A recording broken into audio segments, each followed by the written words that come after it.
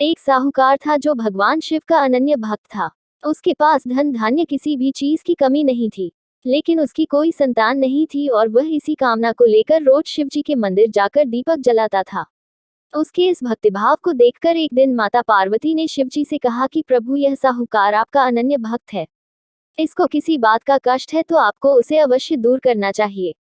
शिवजी बोले कि हे पार्वती, इस साहूकार के पास पुत्र नहीं है, यह इसी से दुखी रहता है। माता पार्वती कहती है कि हे ईश्वर, कृपा करके इसे पुत्र का वरदान दे दीजिए।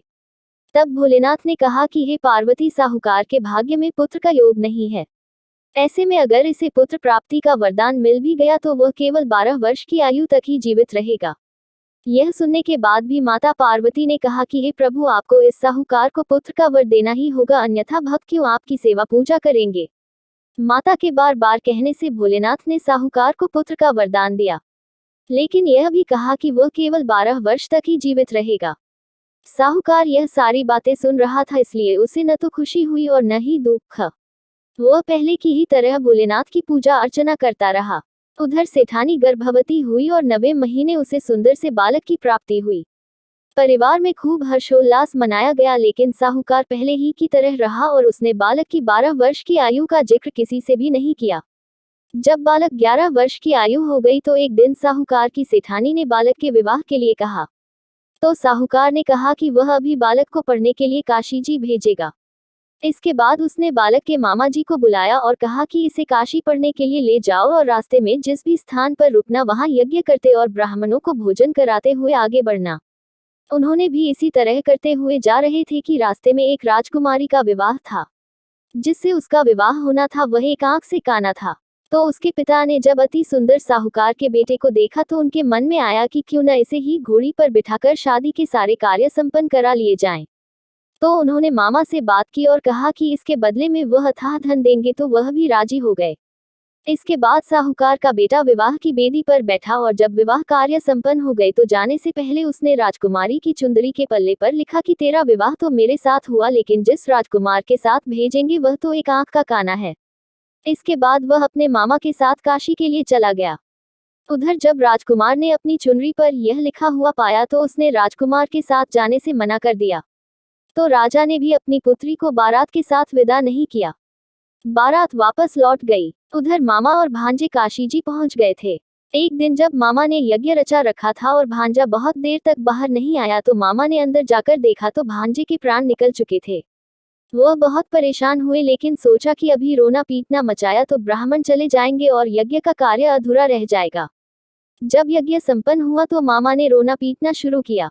उसी समय शिव पार्वती उधर से जा रहे थे तो माता पार्वती ने शिवजी से पूछा, हे प्रभु, ये कौन रो रहा है। तभी उन्हें पता चलता है कि यह तो भोलेनाथ के आशीर्वाद से जन्मा साहूकार का पुत्र है। माँ पार्वती के कहने पर भोले ने दिया जीवनदान। तब माता पार्वती कहती है कि हे स्वामी, इसे जीवित कर दे, अन्यथा रोते रोते इसके माता पिता के प्राण निकल जाएंगे।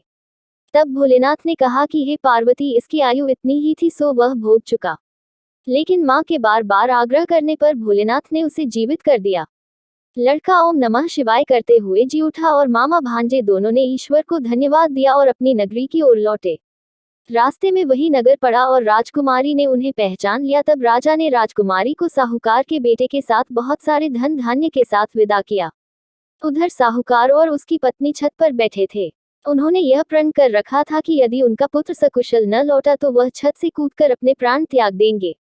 तभी लड़के के मामा ने आकर साहूकार के बेटे और बहू के आने का समाचार सुनाया, लेकिन वे नहीं माने तो मामा ने शपथ पूर्वक कहा। तब तो दोनों को विश्वास हो गया और दोनों ने अपने बेटे बहू का स्वागत किया। उसी रात साहूकार को स्वप्न में शिवजी ने दर्शन दिया और कहा कि तुम्हारे पूजन से मैं प्रसन्न हुआ।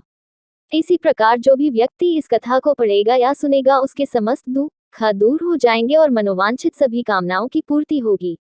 उधर साहूकार और उसकी पत्नी छत पर बैठे थे।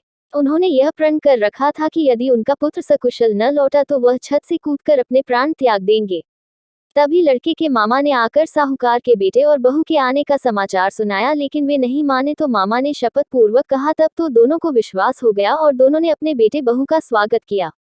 उसी रात साहूकार को स्वप्न में शिवजी ने दर्शन दिया और कहा कि तुम्हारे पूजन से मैं प्रसन्न हुआ। इसी प्रकार जो भी व्यक्ति इस कथा को पढ़ेगा या सुनेगा उसके समस्त दुख दूर हो जाएंगे और मनोवांछित सभी कामनाओं की पूर्ति होगी।